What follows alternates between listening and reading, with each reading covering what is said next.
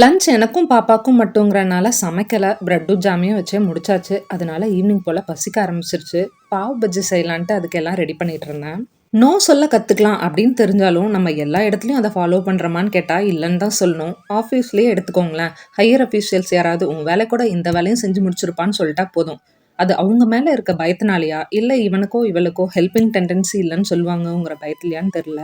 நம்ம வேலையும் தாண்டி டைம் வேஸ்ட் பண்ணி அவங்க வேலைய செஞ்சுட்டு இருப்போம். இது ஒர்க் பிளேஸ்ல மட்டும் இல்ல, சில சொந்தக்காரங்க கிட்டயும் நடக்கும்.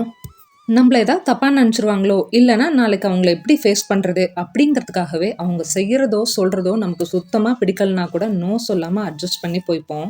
தெரிஞ்சவங்க கிட்ட தான் இப்படின்னா, தெரியாத காய் கடையில கூட 1/2 கிலோ ரூ. 40, 1 கிலோ ரூ. 70 தரேன்னு சொல்லுவாங்க. அவங்க கிட்ட தயங்கி தயங்கி நோ சொல்லாம வாங்கிட்டு வந்துருவோம்.